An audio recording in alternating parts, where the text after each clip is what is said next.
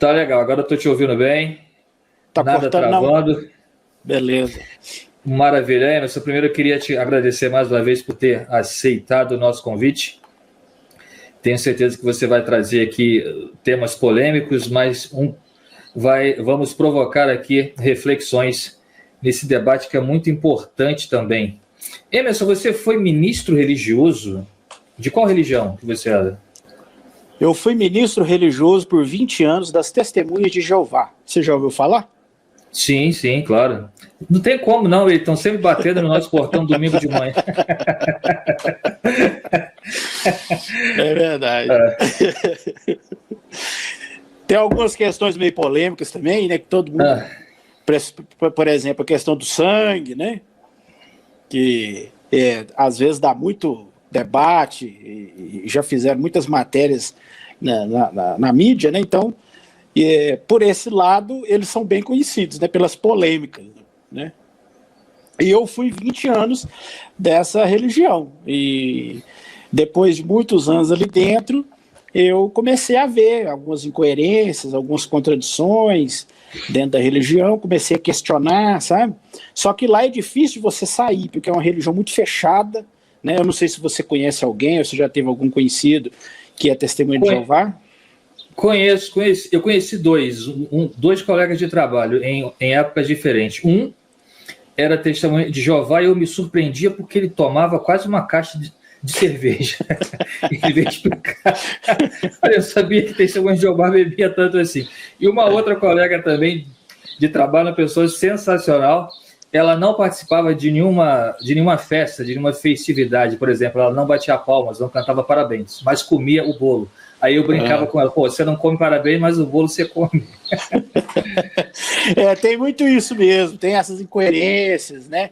E eu comecei a questionar tudo isso aí, várias datas que eles já falaram do fim e que foram frustradas, né? Como 1914, 25, 75, a geração que não ia passar e passou, né? Então, aí eu fui desanimando, eu fui vendo que não tinha sentido e fui largando, aos poucos, assim, eu fui largando, sabe? Porque também você sair não é fácil, porque eles fazem assim, uma pressão, né, para você não sair, eles colocam você, tipo assim, num ostracismo social. Se você sair, eles orientam os parentes, amigos, a não ter contato com você, né? Você fica assim, meio excluído. E aí, às vezes, a pessoa fica a vida inteira lá dentro, quando ela sai, ela fica meio perdida, né? E às vezes começa a ficar em depressão, começa a ficar triste, aí ela acaba voltando, não porque ele quer voltar ou porque acredita, mas para voltar a ter contato com parentes, com amigos, sabe? É um negócio assim meio sombrio, né? E infelizmente eu fiquei lá 20 anos, fui acordar depois de 20 anos que eu estava lá dentro, mas aos poucos eu consegui me desvencilhar de tudo isso, né? Consegui sair. E hoje, aí depois eu fui aprofundando meus estudos, não só nas religiões, mas na própria Bíblia, né? Que é a base de todas as religiões. Né? Então aí eu fui vendo que a Bíblia também, ela tem muitas contradições, muitas incoerências, muitas discrepâncias, antagonismos, né? Muitos erros científicos, históricos, muitos mitos, muitas lendas, né? Valores de moral absurdos, desequilibrados. Aí eu fui estudando cada vez mais, né, sobre esse assunto, me aprofundei na história da Bíblia, né, na história da Mesopotâmia, e aí eu fui descobrindo que a Bíblia também, ela, se a gente fizer um escrutínio profundo, você percebe que não é um livro inspirado por Deus, né? É simplesmente um livro que foi escrito por homens da época, né, homens tribais, homens simples, rudes, e que eles ali criaram um Deus, criaram um sistema religioso que refletia a própria personalidade deles, né? Que eles eram homofóbicos, né? Eles eram xenofóbicos, genocidas, né? Eram homens que destruíam civilizações, as guerras eram terríveis. Então aquilo tudo foi refletido ali na escrita da Bíblia, principalmente ali do Velho Testamento, né? Que é a maior parte da Bíblia, na realidade, né? Emerson, agora o circo vai começar a pegar fogo por aqui. Você já levantou aí a bola das evidências que você encontrou de que a Bíblia não foi um livro inspirado por Deus. Você falou aí que teve 20 anos dentro das Testemunhas de Jeová. eu fui católico, eu comecei como músico na Igreja Católica, como regente de coral, coordenador, enfim. E hoje também eu tenho uma opinião muito parecida com a sua, né, para desespero de alguns familiares meus. Você sabe como é que funciona isso. Mas eu acho que à medida que a nossa consciência vai despertando, né, e a gente vai também conhecendo fatos históricos e tudo que envolveu, né, essas questões, a gente começa a questionar um pouco mais. O primeiro tema que eu queria levantar com você aqui é com relação à submissão da mulher ao homem, né? Porque isso é muito claro na Bíblia, tanto no Velho como no Novo Testamento também, né? Paulo, no Novo Testamento, eu não me lembro agora em qual livro, tem uma passagem lá que ele aconselha a comunidade que as mulheres não devem falar na Assembleia. Eu queria saber de você, o que você acha a respeito dessa submissão da mulher ao homem? Então, como eu disse, né, a Bíblia é um reflexo dos pensamentos e da cultura da época que ela foi escrita. E aqueles homens criaram esse livro e espelharam nesse livro o que eles pensavam, né? Qual era a ideia deles, né? E a Bíblia é um livro extremamente machista desde o começo, né? Você pode ver que lá no Gênesis já fala que a culpada de tudo foi a mulher, né? Foi a Eva, né? Que ela que comeu do fruto, né? Exatamente. Ela que foi a responsável, ela foi seduzida, né? E inclusive ali no relato tem um detalhe interessante que lá deixa entender assim, que o homem comeu do fruto por causa da mulher. Porque ele viu que ela tinha comido e ficou com medo de perder ela. Então, por amor, né? Ele acabou se juntando a ela. Agora a mulher não, a mulher é a vilã mesmo. Ela comeu porque ela queria ser igual a Deus, né? Que a serpente conversou com ela lá e falou que se ela comesse do fruto, ela ia ser igual a Deus. Então ela teve uma motivação egoísta, né? Inclusive até o apóstolo Paulo fala disso, que a mulher ela foi totalmente enganada, porque a serpente ela instilou nela o egoísmo. E o homem não, o homem comeu porque estava com medo de perder a Eva, né? Foi por amor. Então aí a gente já vê o extremo machismo que tem na Bíblia. E nesse ponto que você falou, Emerson, desculpa te cortar, tem até uma piada interna. Tem até uma piada interna nossa dos homens que diz que se a mulher enganou o diabo, que dirá nós. Desculpa, mulherada, isso é uma piada interna só para ilustrar um pouco o que o Emerson falou aqui, tá? Exatamente. E um outro detalhe interessante é que não existe nenhuma escritora da Bíblia, né? Você vê que elas não tiveram, não há nada que indique que alguma mulher participou, escreveu algum livro da Bíblia. Todos os livros são atribuídos a homens, né? Apesar que é muito difícil a gente determinar hoje quem escreveu os livros da Bíblia, apesar dos religiosos terem lá suas listinhas, mas é difícil, né, historicamente, a gente saber quem realmente escreveu. Mas a questão é que nenhuma mulher é atribuída a algum escrito da Bíblia. Pra você ter uma ideia, os grandes patriarcas como Abraão teve duas mulheres, né? Teve a mulher, depois a mulher ofereceu a serva, né? Para ter descendência, e depois ele ainda teve uma outra, né? Então, quer dizer, ele teve 3 mulheres, né? Inclusive 2 juntas, né? Jacó teve 4, 2 mulheres e 2 concubinas, né? Davi teve umas 8 que eu contei. Salomão disse que teve Salomão 700. Então nem se fala, Fora as concubinas, né? Então você vê. Salomão era o Fábio Júnior da época lá. Era o Tarcísio Meira, era o galã, né? Então, assim, você vê aí que era normal os homens, a poligamia, né? A mulher era como um objeto. A mulher, na realidade, era uma serva submissa e que o único objetivo dela era procriar. Tanto é que se ela não tivesse filhos, ela era considerada uma pessoa menor, né? Sem honra. Até era uma desgraça, né? As mulheres ficavam deprimidas, né? Segundo o relato bíblico, se não conseguisse ter filhos. Então, você nota também na lei mosaica que as leis, por exemplo, lá sobre estupro, essas coisas, se a mulher não gritasse, quer dizer, ela era considerada culpada também. Se o cara pegasse uma mulher e estuprasse ela, né? E ela não gritasse, entendeu?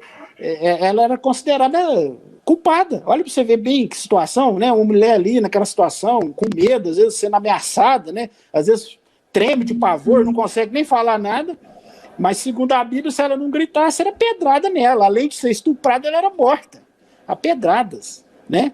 Então, assim, a gente vê tanta coisa absurda, que aí eu fui ver, eu falei, gente, não tem como Deus, um ser altíssimo, se existe um ser, né, criador de todas as coisas, que eu não vou entrar nesse mérito, mas assim, se é esse Deus bíblico, ele é um ser muito evoluído, né? Ele não é um ser evoluído, né? Ele é uma pessoa arcaica, né? Uma pessoa totalmente... Mas você percebe que não é isso, né? Você percebe que a Bíblia foi escrita por homens tribais, antigos, e ela refletia ali o conceito deles na época, né? Emerson, você falou se existe. Hoje você não crê mais na existência de um Deus criador?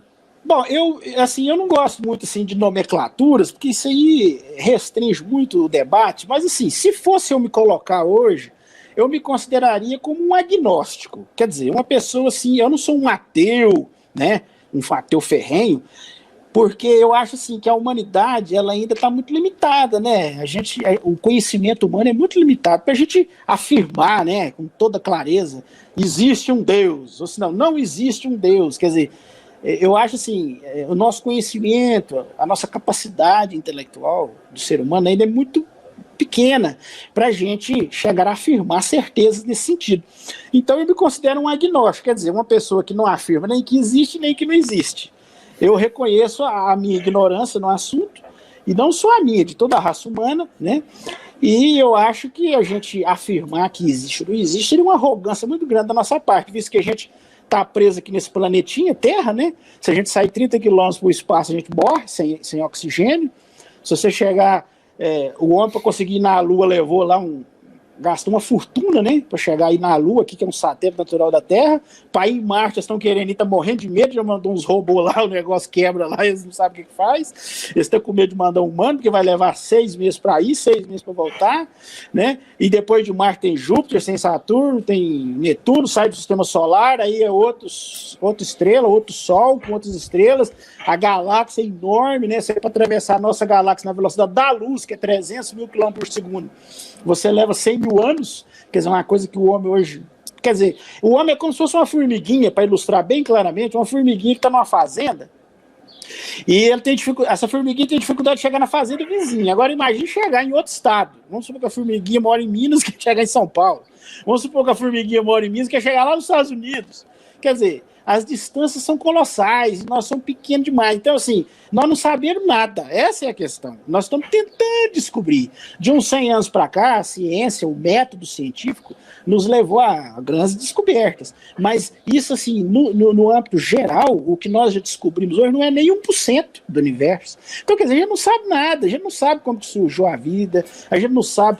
Tem teorias, né, do Big Bang, mas a gente não sabe também o que existia antes do Big Bang, se existia alguma coisa, o que era, né? Então, assim, eu acho assim, uma arrogância muito grande do ser humano chegar e falar assim, não, Deus existe, porque na realidade Deus é uma lacuna, né? Deus é aquilo que o ser humano não consegue explicar.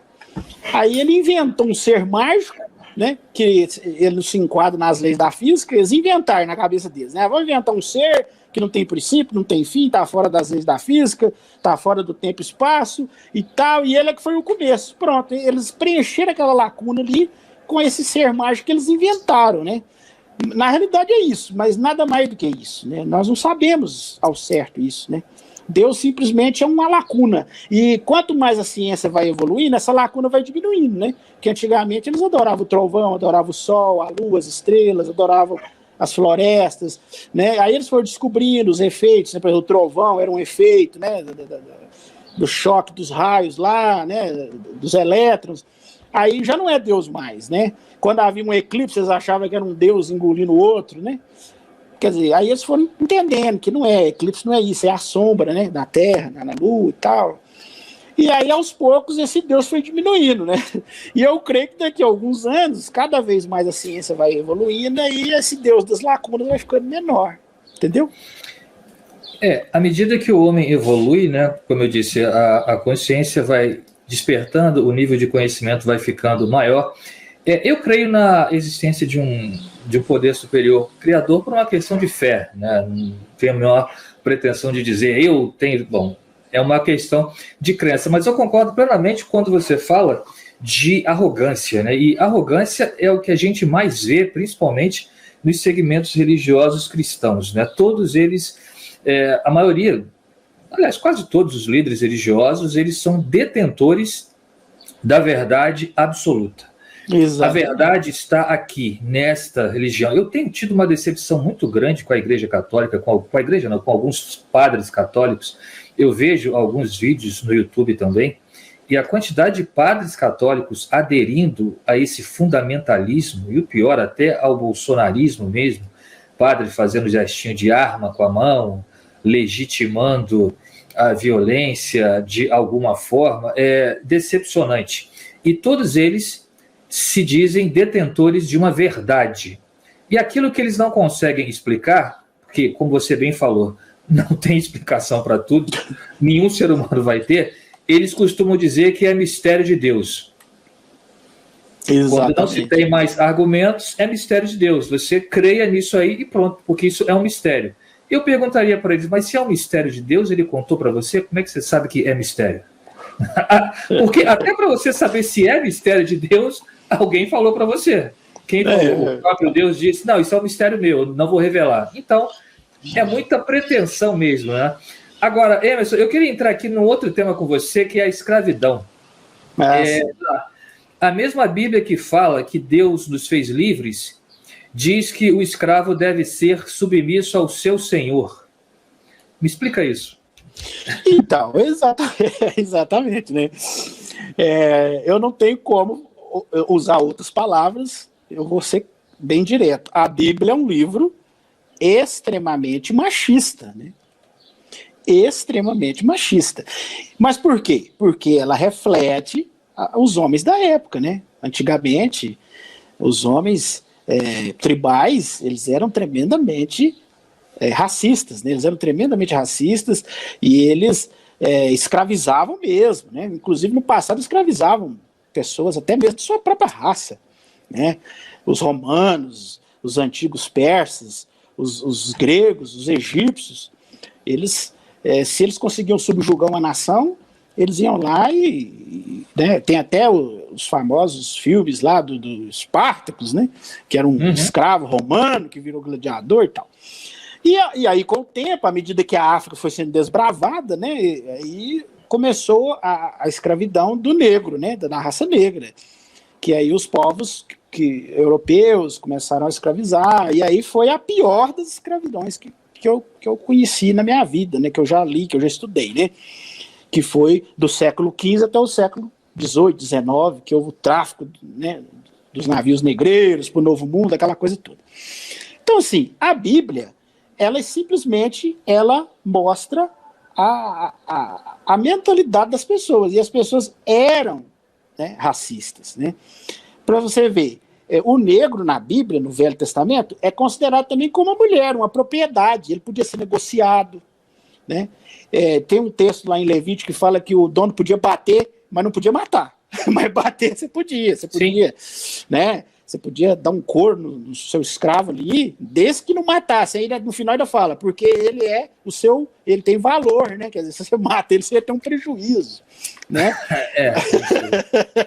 Então, quer dizer, há regras de vender escravos, né? Como que você vende, por quanto que você vende, como que faz o negócio.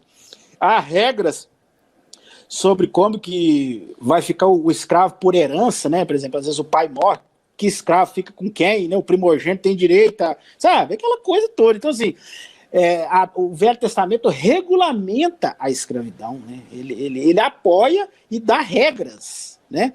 Então, eu creio que se a Bíblia fosse um livro inspirado por um ser evoluído, por um ser superior, com certeza ele iria falar claramente que escravidão é um absurdo, você aprisionar uma pessoa, escravizar essa pessoa, né? Mas a Bíblia não fala nada. Eu desafio você a achar qualquer trechinho na Bíblia, até mesmo no Novo Testamento, que se costuma falar que o Novo é mais suave e tal. Jesus falando contra a escravidão, ele nunca falou contra a escravidão, pelo contrário, ele fazia ilustrações, sempre citando escravo, falando que o escravo tinha que ser leal ao amo. Os apóstolos nas cartas falavam... Jesus Cristo falava isso? Ele usava muita parábola, né, nas parábolas dele, ele falava o escravo, não sei o quê, né? Não, mas na Bíblia tem alguma passagem de Jesus Cristo falando isso, legitimando a escravidão, assim, de alguma forma? Claramente, falando assim, ó, é errado, é certo ter escravo, não, mas nos relatos, ele fala como algo normal, entendeu? Ele cita, ele faz ilustrações de escravos, ele fala, se o escravo, não sei o quê, deu tantos açoites no cérebro, papá, né? Você pode ver que diversas parábolas de Jesus, ele fala sobre escravo, ele fala sobre bater o escravo, como se fosse uma coisa normal, né? Eu ainda não li. Se ele tivesse qualquer coisa contra, ele jamais usaria uma ilustração usando escravos, você não acha? E ele usa várias ilustrações, várias mesmo, falando de parábola, o escravo bom e discreto, que ele obedece o seu amo. Mas tem muitas parábolas, muitas mesmo. Eu poderia citar aqui dezenas. Ele usa como uma coisa normal. E o próprio apóstolo Paulo fala que o escravo tem que se submeter ao amo, né? Não, sim, Paulo eu já li. Tem que ser submisso ao amo, né? Eles usam a palavra servo, mas é escravo mesmo. Sim. Eles tentam dar uma maquiada, quando eles fizeram as traduções da Bíblia, eles trocavam a palavra escravo por servo, mas é a mesma coisa, né? Aí tem que ser submisso, mesmo que o dono fosse ruim, batesse, tinha que ser submisso, tinha que aceitar, né? Então, já pregava essa submissão, né? Aceitar essa condição de escravo, entende? Aí já tinha uma questão aí de dominação social por trás disso também, né? Com certeza, com certeza. Que a Bíblia, ela sempre foi usada como meio de dominação, né? Que as pessoas usam, inclusive porque foi tão difícil libertar os escravos. Porque do século XV ao século XVIII, XIX, os donos de escravos eram super religiosos, a maioria cristãos. E eles se apegavam na Bíblia. Falaram, não, aqui é certo que é escravo, aqui, ó, lá no Velho Testamento fala como tratar o escravo, por quanto que eu tenho que vender o escravo, né? Que eu posso bater no meu escravo desde que eu não mate. Então, quer dizer, devido à Bíblia, devido ao racismo que tem na Bíblia, é que foi tão difícil conseguir se libertar da escravidão, a sociedade em geral, né, pegar essa ideia, né, porque a religião atrapalhou demais, né, os abolicionistas, os grandes homens que lutaram contra a escravidão, tiveram que lutar também contra os religiosos, que a maioria eram contra, né, e baseava na Bíblia, e visto que a Bíblia, segundo eles, era a palavra de Deus, né, então, se está escrito ali, nós temos que aceitar. E aí, por isso é que demorou demais, inclusive no Brasil, né, demorou demais libertar os escravos, né. Foi o último país, né? Exatamente. E contra a vontade ainda, né? E contra a vontade. Meio a contragosto, né?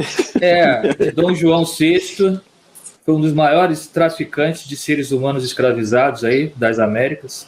Tem uma estátua dele aqui no Rio de Janeiro, que eu sou doido para que alguém derrube, já que estava numa onda aí de tirar estátuas do lugar, podiam derrubar a estátua de Dom João VI aqui na Praça 15 do Rio de Janeiro. Não querendo te cortar, super religioso, né? Muito sim, católico, claro. Muito católico. Sim, muito católico.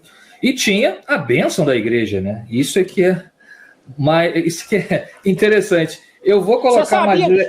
Só não queria te cortar. Você sabia que existe uma bula papal do século XIII ou XIV que falava que escravo não tinha alma? Sim. Que os negros não tinham alma. Que os negros não tinham alma. Tem uma bula papal que na época era lei dentro da igreja. Muito tempo, séculos. Depois é que eles tiraram isso aí. Eu sempre comento que tem um amigo meu que ele vira para mim e fala assim, cara, se nós tivéssemos vergonha na cara, nós nunca seríamos católicos. Porque a igreja católica legitimou que se fizesse com nós negros. Aí eu virei para ele e falei, pô, você tem razão. Muita gente até fala que um religioso negro, principalmente católico, mas também das outras também, mais ou menos eu comparo como um judeu nazista, sabe? É mais ou menos assim, porque você vê, uma instituição que tanto apoiou a escravidão, que tanto dificultou a libertação dos escravos, e um negro chegar com a Bíblia ali e começar, entendeu? Um livro que fala tanto contra os negros, né? Fala tanto de escravo, de coisa assim, é um antagonismo enorme, né? Eu penso assim. Hoje eu analiso isso dessa forma também, Emerson. É verdade, concordo com você. Tem alguns comentários aqui. O Abel Borges está dizendo: Jesus disse: vinde a mim todos cansados e oprimidos, e eu vos aliviarei. Tomai sobre vós o meu jugo e o meu fardo é leve. Obrigado, Abel Borges, pela sua participação. A Josi Ferreira está dizendo que sim, houve papas que foram reis. O Bike Louco está dizendo: ele, Jesus, que veio para libertar. A Josi está dizendo que religião é poder. O Edson está mandando um abraço para você. Grande Emerson, boa tarde. O Edson Lemos está te saudando aqui. Um abraço. Emerson, no chat, e a Josi dizendo que a religião escraviza a mente. Outro tema interessante, uma frase, essa eu já contesto de cara. Toda autoridade vem de Deus. A Bíblia deixa isso bem claro. E os oportunistas da fé de hoje fazem questão de usar essa frase aí, né, como uma espécie de catecismo para os seus fiéis. Toda autoridade vem de Deus, ou seja, não nos questione. Você concorda que toda autoridade vem de Deus, Emerson? Olha, eu tenho minhas dúvidas até sobre a existência de um Deus, né? E se existe também, tenho minhas dúvidas que ele interfere nos assuntos humanos, né? Que se existir, é como a gente está preocupado com a formiguinha que está lá no quintal da nossa casa, né? O que eles estão fazendo, o jeito que eles estão fazendo sexo, o jeito que estão... Então, quer dizer, por aí eu já acho difícil. E, além disso, além dessas dúvidas que eu tenho, essa questão de autoridade nada mais é do que a religião querendo usar isso aí para dominar e manipular as pessoas. Você vê a religião, esse caso, por exemplo, aí, quantas pessoas matam, roubam, fazem coisas absurdas, aí entra para a igreja, aí o cara fala assim, não, tá perdoado e tal, né? Aí o cara já vira um pastor ali, e ali parece que zerou tudo, sabe? Ali parece que o cara... Aquele Daniel de Pádua mesmo, né? É Guilherme, né? Guilherme de Pádua. É isso que eu quero entrar nesse tema. Você lembra desse caso, né? Sim, mais à frente eu vou te perguntar sobre o Guilherme de Pádua. A própria, aquela menina Hitchcock também matou. Disse que agora está virando evangélica. A Suzane, está estudando. Então, assim, essa questão de autoridade, para mim, nada mais é do que uma tentativa de dominar e manipular, e eles têm que apelar a alguma autoridade, né? E nada melhor do que inventar um Deus e se agarrar aquilo ali, né? Fala, não, Deus mandou, Deus falou, Deus está me dando a autoridade aqui, eu sou o representante de Deus, eu posso perdoar o pecado, eu posso... Né? Então, nada mais é do que isso. Eu sou o ungido do Senhor. E outra frase que eles usam muito é: ai daquele que tocar no ungido do Senhor, que é já para intimidar os fiéis, né? Exatamente. Eles se colocam, na verdade, como semideuses ali, né? Exatamente, como os representantes de Deus, né? Todo líder religioso, toda religião acha que ela é a certa e as outras tudo é errado, né? Uhum. E os líderes deles é que detêm o conhecimento correto, é o canal de Deus, né? Para transmitir as informações. E aí fica essa guerra aí entre eles, para ver quem tem o melhor amigo imaginário. Bom, Emerson, você citou o Guilherme de Pádua aí, agora eu quero te fazer uma pergunta meio que de concurso aí. Essa aqui é complicada. Assim como o Guilherme de Pádua que você lembrou aí, o Saulo, que depois veio a se tornar Paulo de Tarso, ele também era um perseguidor e assassino de cristãos. E que se saiba, o Guilherme de Pádua matou uma pessoa, que já é um absurdo. Mas, segundo a Bíblia, Paulo matou mais de uma pessoa. Sim, pois é. E aí, eu quero te perguntar, como nós podemos deslegitimar a unção de Deus atribuída ao hoje pastor Guilherme de Pádua, se a Bíblia diz que Deus perdoou Paulo, que matou muito mais gente, né, do que o ex-ator da Globo, como eu falei, e fez dele um dos mais respeitados pregadores do Evangelho de Cristo, mesmo sem nunca ter convivido com Jesus. Qualquer pessoa que matar hoje e vier a se tornar um pastor, você não acha que esse exemplo de Paulo legitima a unção desses assassinos, ou ex-assassinos? Porque, para mim, não existe ex-assassino. Não sei o que você acha. Para mim, o cara matou, ele vai ser um assassino sempre. Tá? Mas o que você acha disso? A gente pode contestar o Guilherme de Pádua como pastor, baseado na Bíblia, que legitima Paulo, um ex-assassino, não, um assassino? Baseado na Bíblia, ele está totalmente legitimado, né? Porque a Bíblia tem exemplos muito piores aí. Igual você falou, Paulo, né? Que é um exemplo clássico, né? E a Bíblia bate muito nessa questão de que ele se tornou um dos maiores pregadores, né? E é santo, né? É um santo, São Paulo, né? Santo da igreja. Pois é. Mas nós podemos falar de Davi também. Davi foi um homem que fez coisas absurdas, né? Davi, ele adulterou com Betseba lá, a esposa do soldado dele, né? E depois ele tentou encobrir aquilo ali, porque a lei falava que